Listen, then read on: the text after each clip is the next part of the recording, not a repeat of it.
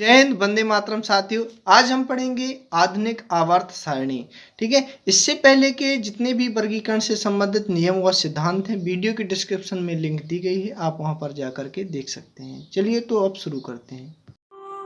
Channel को like, share, subscribe जरूर करें। पहले स्टूडेंट, आपको यह याद रखना होगा कि ये जो आधुनिक आवर्त सारणी का नियम है तो हेनरी मोजले नाम के रसायनज्ञ ने सन 1913 में दिया था।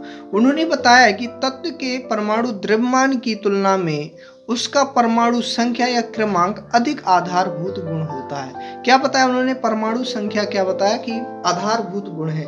तो स्टूडेंट, इससे पहले आपको याद होगा कि मेंडलीव की आवर्त सारणी में अपन ने क्या पढ़ा था कि उन्होंने जो तत्वों का वर्गीकरण किया था किसके आधार पर किया था? बढ़ते हुए परमाणु द्रव्यमान के आधार पर किया था। ठीक है, तो हेनरी मोजले नाम के रसायनज्ञ ने क्या किया कि उन्हीं की सारणी में क्या किया? परिवर्तन किया और आधुनिक आवर्त सारणी को नया रूप दिया। उन्होंने बताया कि तत्वों के भौतिक व रासायनिक गुण जो हैं तो क्या करते हैं? इलेक्ट्रॉनिक विन्यास पर निर्भर करते हैं। कैसे देखते हैं? तो उस टाइम पे क्या था स्टूडेंट कि प्रोटॉन और इलेक्ट्रॉन की खोज हो चुकी थी। ये नाभिक में प्रोटॉन हो गया, ये इलेक्ट्रॉन हो गया। तो क्या होता है कि इलेक्ट्रॉन चक्कर लगाते, तो उन्होंने ये बताया कि ये जो किसी भी तत्व के जो भौतिक व रासायनिक गुण जो होंगे वह किस पर निर्भर करेंगे? इलेक्ट्रॉन पर निर्भर करेंगे। और इलेक्ट्रॉन जो होंगे वो किस पर निर्भर करेंगे? परमाणु संख्या या परमाणु क्रमांक Z पर निर्भर करते हैं। ठीक है, इसी के आधार पर उन्होंने नियम दिया कि तत्वों के गुणधर्म जो हैं उनकी परमाणु संख्या के आवर्ती फलन होते हैं। क्या बताया स्टूडेंट? सबसे पहले इससे पहले जितने भी नियम आए तो उन्होंने क्या बताया था? परमाणु भार या द्रव्यमान के आधार पर वर्गीकरण किया था। परंतु सर्वप्रथम हेनरी मोजले नाम के वैज्ञानिक ने ही क्या किया? परमाणु संख्या के आधार पर तत्वों को वर्गीकृत किया और नियम दिया कि तत्वों के जो गुणधर्म हैं उनकी परमाणु संख्या के आवर्ती फलन होते हैं। सारणी में क्या हुआ कि मेंडलीव की जितनी भी कमियां या दोष थे उनको दूर किया गया। जैसे आपने देखा था कोबाल्ट को निकल के पहले रख दिया गया था। ठीक है, हाइड्रोजन का कोई निश्चित स्थान नहीं था। तो इसमें क्या हुआ कि परमाणु संख्या वाले किसी तत्व को हाइड्रोजन एवं हीलियम के मध्य क्या हुआ था? रखा जा सकता था। और साथ ही साथ इन्होंने समस्थानिकों को भी एक विशेष स्थान दिया। अब देखते हैं आधुनिक आवर्त सारणी में तत्वों की स्थिति, यहाँ पर किस तत्व को कैसे व्यवस्थित किया गया। तो उससे पहले अपन को स्टूडेंट सारणी के बारे में समझ लेना जरूरी है। कैसे? सबसे पहले देखते हैं कि इसके जो आवर्त सारणी है इसमें कितने 18 जो हैं ऊर्ध्व स्तंभ हैं। ठीक है, कैसे हैं? ऊर्ध्वाधर इस प्रकार की जो है कितने स्तंभ है? 18 ऊर्ध्व स्तंभ है, जिनको समूह या ग्रुप भी कहा जाता है। स्टूडेंट, ये आपसे ऑब्जेक्ट के रूप में भी पूछा जाता है। ठीक है, प्रत्येक समूह को क्या कहते हैं? वर्ग कहते हैं। ठीक है, इसमें तो मेंडलीव की आवर्त सारणी की समान ही है। 7 क्षैतिज पंक्तियां हैं, 7 उसमें भी थी। ठीक है, इनको आवर्त या पीरियड कहते हैं। इस प्रकार से ये होता है। ठीक है, इसमें यहाँ याद रखने योग्य बात यह है कि इसमें कितने हो गए? 18 ऊर्ध्व पंक्तियां हो जाती हैं। स्टूडेंट, केमिस्ट्री में आपको जो आधुनिक आवर्त सारणी है उसको समझना बहुत ही आवश्यक है। अगर आपने सारणी को अच्छे से समझ लिया तो केमिस्ट्री आपको 90% सरल लगने लगेगी। ठीक है, तो देखते हैं। सबसे पहले अपन ने पढ़ा कि इसमें कितने होते हैं? 18 क्या होते हैं? ऐसे ऊर्ध्वाधर खाने होते हैं। ये देखिए इस तरीके से क्या होते हैं? 18। यहाँ पे गिनेंगे 1 2 3 4 5 6 7 8 9 10 11 12 13 14 15 16 17 और 18। 18 क्या होते हैं? ऊर्ध्वाधर स्तंभ होते हैं। ठीक है, और इसमें क्या होता है? कितने क्षैतिज खाने कितने होते हैं? तो 7 होते हैं। इस प्रकार से आप ये देख रहे होंगे, 1 ये 2 ये 3 4 5 6 और ये 7 होते हैं। इसके बाद इन तत्वों को क्या है कि ब्लॉक में बांटा गया है। आप यहाँ पे सबसे पहले वर्ग 1 और 2 को देखेंगे तो ये क्या कहलाता है? S ब्लॉक कहलाता है। यहाँ पे ये जो 3 से लेकर के 12 तक होते हैं ये क्या कहलाता है? D ब्लॉक कहलाता है। ठीक है, और यहाँ पर ये जो वर्ग ब्लॉक होता है इसको क्या कहते हैं? P ब्लॉक कहलाते हैं। और जो नीचे जो ये लेंथेनाइट्स एंड एक्टिनाइट्स होते हैं इनको क्या कहते हैं? F ब्लॉक के तत्व कहते हैं। अगर S ब्लॉक की बात करें तो इस S ब्लॉक में क्या होती हैं? सभी धातु तत्व होते हैं। ठीक है, और यहाँ पर जो 3 से लेकर के 12 तक देख रहे होंगे D ब्लॉक में क्या होते हैं? सभी संक्रमण तत्व होते हैं। और यहाँ पे आप P ब्लॉक में देखेंगे ये 18वें समूह के जो तत्व होते हैं, यहाँ पर 18वां वर्ग जो होता है इसको क्या बोलते हैं, आदर्श, या इन्हीं को क्या बोल देते हैं, अक्रिय गैसें बोलते हैं। और आप नीचे यहाँ एफ ब्लॉक को देखेंगे, एफ ब्लॉक के तत्वों को क्या कहा जाता है, अंतः संक्रमण तत्व कहते हैं, इन्हीं को इंग्लिश में क्या कहते हैं, रेडियो एक्टिव कहते हैं। अब आपके मन में ये प्रश्न उठ रहा होगा कि मैंने यहाँ तक बताया और 18 को बता दिया, इन समूहों के बारे में, वर्ग के बारे में नहीं बताया। तो इन जो तत्वों के नाम होते हैं तो इन्हीं के नाम पर होते, जैसे यहाँ पे है बोरान, तो बोरान परिवार के तत्व कहला जाएंगे। यहाँ पर है कार्बन, तो ये कार्बन परिवार के तत्व कहला जाएंगे। यहाँ पर नाइट्रोजन, तो ये नाइट्रोजन परिवार के तत्व कहला जाएंगे। और यहाँ पर ऑक्सीजन, तो ऑक्सीजन परिवार के। और यहाँ पर फ्लोरीन, तो फ्लोरीन के। इसी के आधार पर इनके नामकरण किए जाते हैं।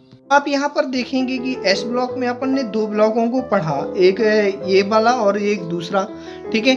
तो इनमें आप भी क्या होता है कि धातुएं तो होती हैं, तो इसमें जो समूह एक जो होता है, वर्ग एक जो होता है, ठीक है, तो उसको क्या बोलते हैं, क्षारीय धातुएं होती हैं। इसके अंदर का hydrogen, helium, lithium, sodium, potassium में जितने भी तत्व होते हैं क्या होते हैं, क्षारीय धातुएं होते हैं। वर्ग 2 की अगर बात करें तो वर्ग 2 में क्या होती है, क्षारीय मृदा धातुएं होती हैं। ये बेरिलियम, मैग्नीशियम, कैल्शियम, ये कैसी होती हैं, क्षारीय मृदा धातुएं होती हैं। आप यहाँ पर ये मध्य में देख पा रहे होंगे इस तरीके से, ये टेढ़ी मेढ़ी रेखाओं में ये जो है, तो ये क्या कहलाती है, उपधातु, या इनको क्या बोल देते हैं, अर्ध धातु बोल देते हैं। अर्ध धातु से मतलब क्या है कि जिसमें धातु एवं अधातु दोनों के गुण पाए जाते हैं, ठीक है, तो वो क्या होती हैं, अर्ध धातुएं होती हैं। इनको आप यहाँ पे देख पा रहे होंगे, ठीक है।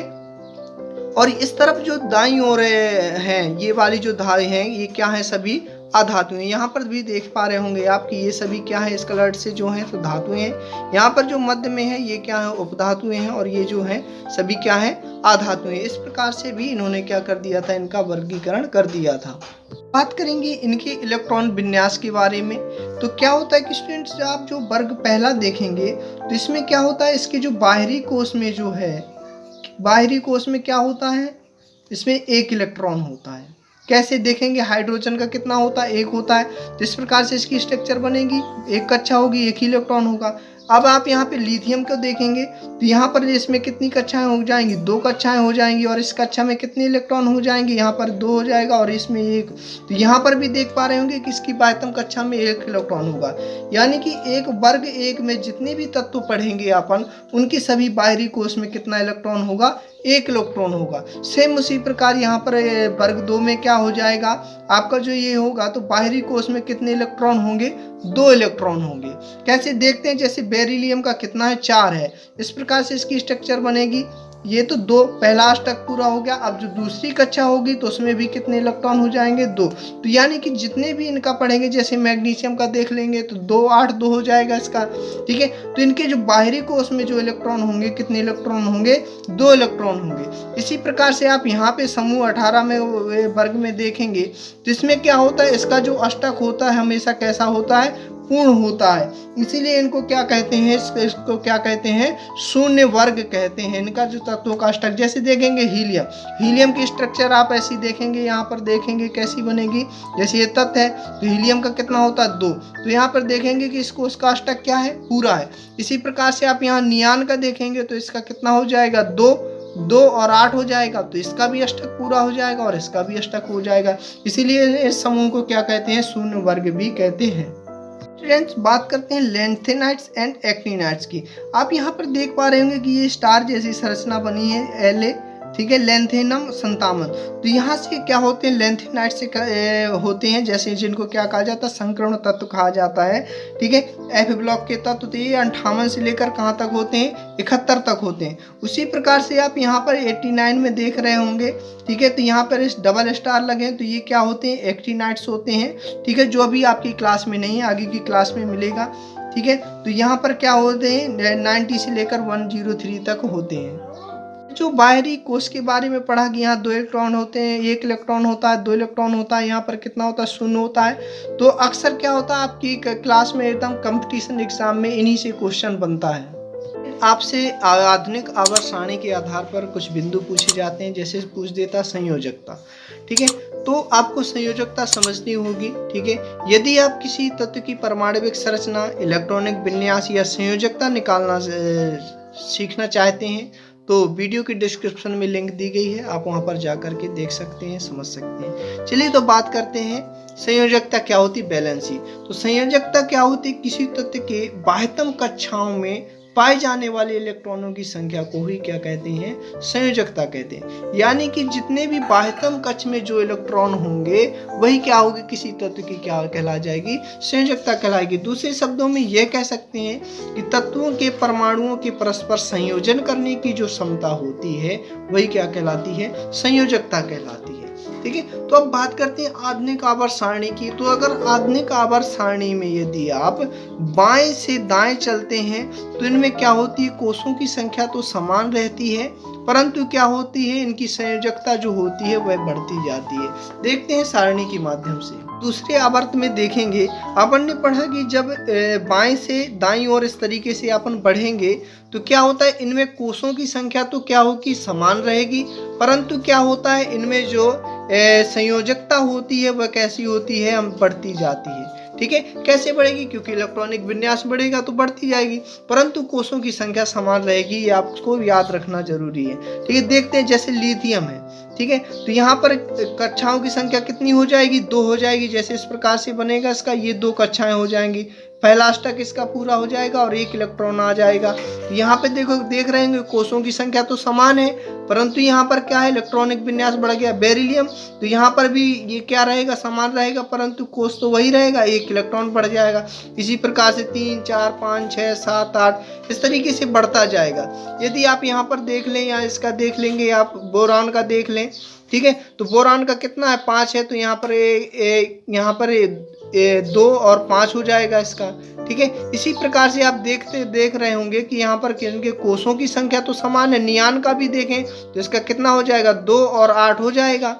ठीक है, तो प्रथम कक्षा में 2 इलेक्ट्रॉन और दूसरी कक्षा में कितने, 8 इलेक्ट्रॉन। ठीक है, तो 10 हो जाएगा। तो इसमें इससे ये पता चलता है कि इनमें कोषों की संख्या तो समान है, परंतु यहाँ पर क्या है, इनके इलेक्ट्रॉनिक विन्यास या संयोजकता बढ़ती जाती है। नेक्स्ट बिंदु है, यदि आवर्त सारणी में ऊपर से नीचे की ओर जाते हैं तो क्या होता है। यदि आवर्त सारणी में ऊपर से नीचे की ओर जाते हैं तो कोषों की संख्या बढ़ती जाती है, परंतु क्या होती है, इनकी संयोजकता हमेशा समान रहती है। देखते हैं सारणी के माध्यम से। आप यहाँ पे देख पा रहे हैं, यदि ऊपर से नीचे की ओर बढ़ेंगे तो अपन ने ये भी पढ़ा था कि इसमें बाह्यतम कक्ष में कितना, एक इलेक्ट्रॉन होगा, तो संयोजकता भी इनकी क्या होगी, एक ही होगी। ठीक है, देखते हैं कैसे। जैसे लिथियम, यहाँ पे लिथियम है। ठीक है, तो इसकी प्रथम कक्षा में कितने, 2 इलेक्ट्रॉन हो जाएंगे। ठीक है, और इसमें कितना है, 3 है, तो दूसरी कक्षा जो होगी उसमें क्या हो जाएगा, 1 इलेक्ट्रॉन हो जाएगा। ठीक है, तो यहाँ पर देख पा रहे होंगे कि कोषों की संख्या क्या हो गई, यहाँ से हाइड्रोजन से क्या हो गई, लिथियम में कोषों की संख्या बढ़ गई। इसी प्रकार से आप यहाँ पर देखेंगे लिथियम में, तो लिथियम सोडियम, तो सोडियम का कितना होता है, 11, तो यहाँ पर 2 हो जाएंगे और 8, 10 हो जाएंगे। अब यहाँ पे कितना हो जाएगी, 1 कक्षा और बढ़ जाएगी।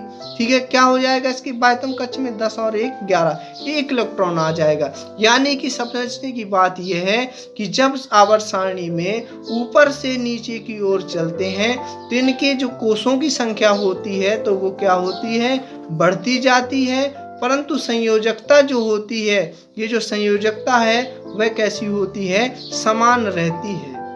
बढ़ते हैं अगले पॉइंट की ओर। अगला पॉइंट है परमाणु आकार। आधुनिक आवर्त सारणी के अंतर्गत जो पूछा जाने वाला अगला पॉइंट है परमाणु आकार। ठीक है, तो इसमें क्या होता है कि परमाणु आकार क्यों, तो परमाणु आकार से क्या होती है, त्रिज्या का पता चलता है। त्रिज्या तो आपको ज्ञात होगी कि जैसे ये कोई परमाणु है और ये उसका केंद्र है, तो केंद्र से परिधि तक की दूरी आपको पता है क्या कहलाती है, त्रिज्या कहलाती है। तो परमाणु आकार से क्या होता है, त्रिज्या का पता चलता है। देखते हैं, यदि बाएं से दाएं आवर्त सारणी में यदि बाएं से दाएं जाने पर क्या होता है, त्रिज्या क्या होती है, घटती जाती है। यदि बाएं से दाएं चले तो क्या होगी, त्रिज्या घटती जाएगी। जैसे देखें, लिथियम की कितनी होती है, 152 होती है, और आप ऑक्सीजन की देखेंगे तो कितनी होती है, 66 होती है। तो इससे क्या पता चल रहा है कि यदि आवर्त सारणी में बाएं से दाएं जाते हैं तो क्या होती है, परमाणु की त्रिज्या घटती जाती है। ऐसा क्यों होता है? ऐसा इसलिए होता है कि आपको ज्ञात है कि जैसे जैसे यहाँ पर क्या होगा तो इनका जो क्या होगा, जो संयोजकता है वह क्या होगी, बढ़ती जाएगी। तो क्या होता है, नाभिक में आवेश बढ़ने से क्या होगा, इलेक्ट्रॉनों को नाभिक क्या करेगा, अपनी ओर खींचता है, जिससे परमाणु का आकार क्या होता है, घटता जाता है। इसलिए क्या होता है, आवर्त सारणी में बाएं से दाएं जाने पर त्रिज्या भी क्या होती है, घटती जाती है। बिंदु देखते हैं कि यदि आवर्त सारणी में ऊपर से नीचे की ओर जाते हैं तो इससे क्या होता है, परमाणु का आकार बढ़ता है। ठीक है, जैसे यहाँ पर देखेंगे लिथियम है, फिर नीचे की ओर जाएंगे तो पोटेशियम मिलेगा।